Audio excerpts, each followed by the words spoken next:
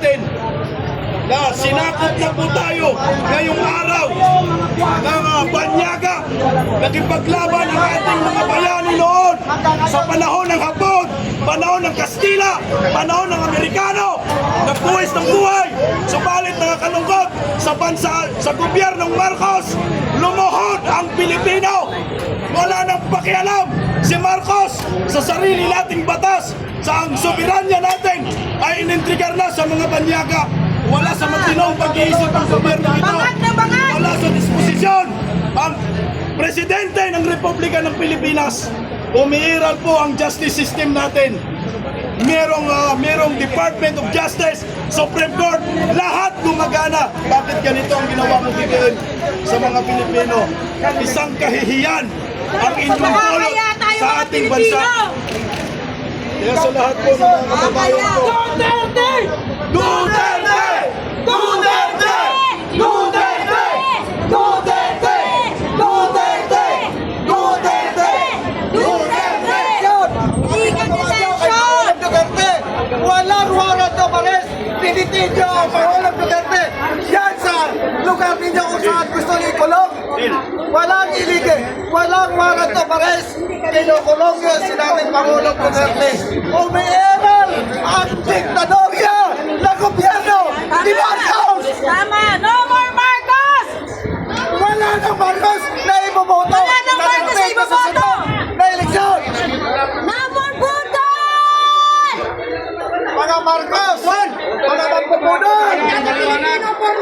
Ang ating mga husgado sa Pilipinas, iniinsulto. Isa kami sa nagpakamatay! Kinampanya ka namin! Para sa BBM Sara! Anong ginawa mo? Walang utang na loob! Walang utang na loob! Lahat kayo! Si Marcos ng eleksyon! pinapahiya po ni Ferdinand Marcos Jr.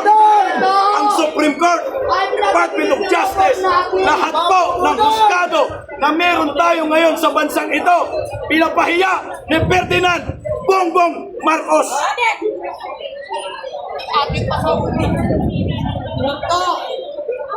Lumaban po tayo mga Pilipino, wala na pong ibang magsalita dahil yung mag-iisip ng Presidente ngayon ay wala na sa kanya.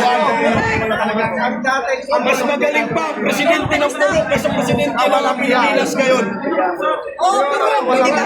Bukod sa ano? Ano yung sinasabi mo na hindi ka makikialam, hindi ka makikipagtulungan sa ICC. Pero ano ngayon itong ginagawa mo? Isa kang tarantadong presidente, isa kang sinungaling. Ha? Epekto na sa'yo yung epekto na ipinagbabawal na gamot. Ano ngayon ang ginagawa mo? Ha? 80 years old, itaturn over mo sa ICC. Isa kang tarantadong pangulo. Ha? Isa kang bangag. Ito yung mga ideas na sumuporta sa'yo. Ginagawa ka pang ng bubblehead. Isa kami sa nagpakamatay para ilaban ka sa BBM Sara! Dahil kay BP Sara kaya kami naniwala! Sumunod kami! Sana sumunod kami kay Tatay Digong! Anong napala namin? Wala! Bangag ka! Anak! Ito bagay sa'yo!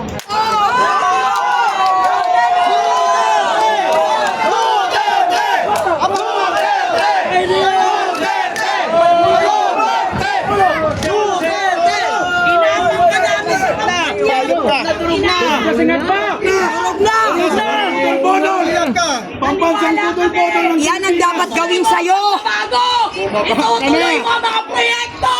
Nasaan? Marcos government! Ayan! Nasaan ang pondo ng Pilipinas? Nasaan? Nabudol! Iharap mo mukha niya! Ayan! Ayan! Magkakatotoo yan! Yan! Basag lang mukha mo! Ayan! Malapit na yan! Ano kayo? Hindi ba basag eh? Tigas ng mukha! Ang tigas na lang basta adik! Basta nga tigas sa mukha, hindi ba basag ko? Kung minasa, ilagay ka sa Marcos. Ayaw mabasag! Saan ang mukha ng Marcelo Group? Hoy, hindi na yung kamay. Yung bato. Pwede bang may martilyo dyan? Ang kamay, nakapila pa yung kamay, oh.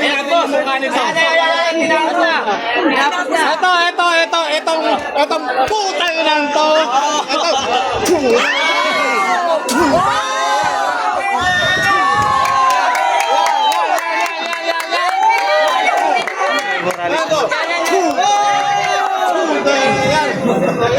Yan mukha mo.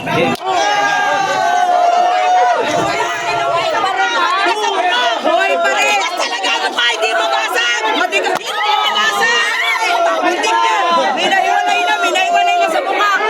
Kaya na, durog na. Katapat niyan. Wala pa rin, buo pa rin yung mukha. Tigas talaga. Matigas talaga ng pagmumukha. Pag talaga kapit sa gobyerno, matigas ang pagmumukha. Matigas pa sa adobe.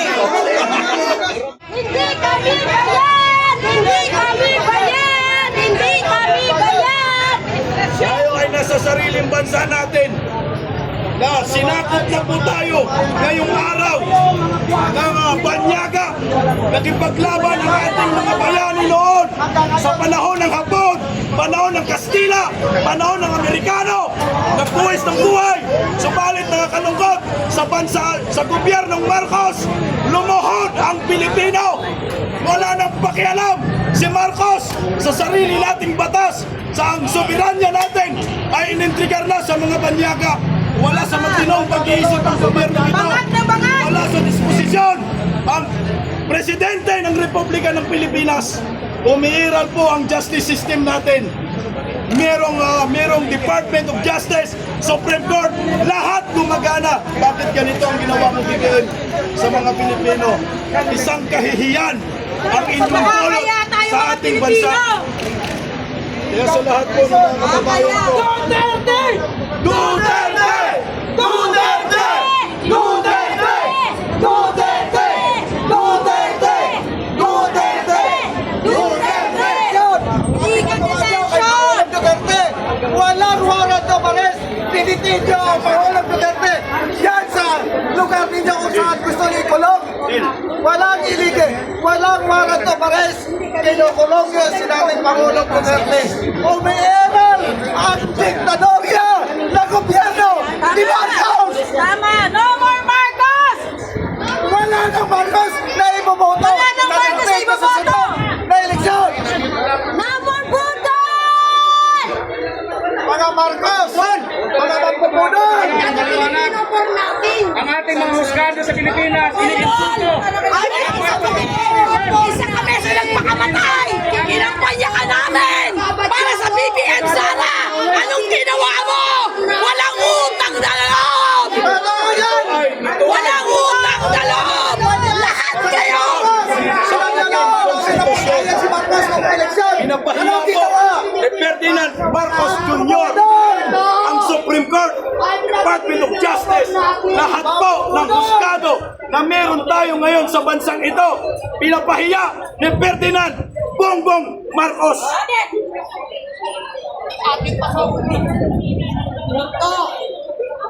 Umaban po tayo mga Pilipino, wala na pong ibang magsalita dahil yung pag-iisip ng Presidente ngayon ay wala na sa kanyang. Mas magaling pa ang Presidente ng Puro kaysa Presidente ng Pilipinas ngayon.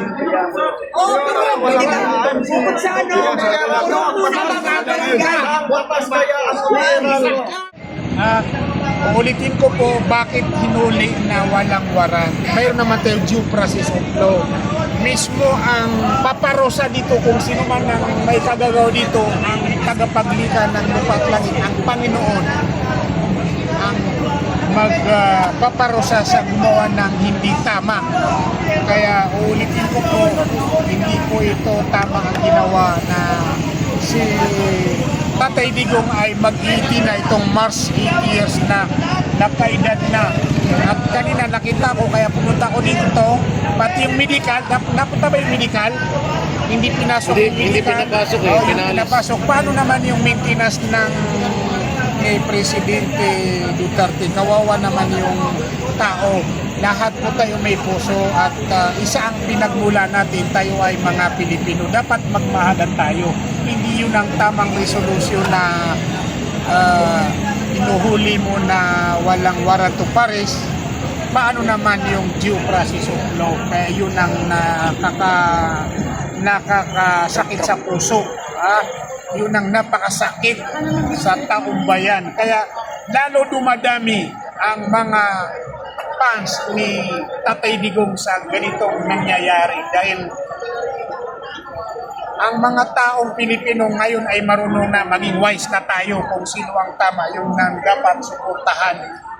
Kaya hindi talaga maganda itong nangyayari. Kaya napunta ko dito, nakita ko sa live na pati yung medical gamot na Duterte hindi may pasok. Kawawa naman, may maintenance yun eh.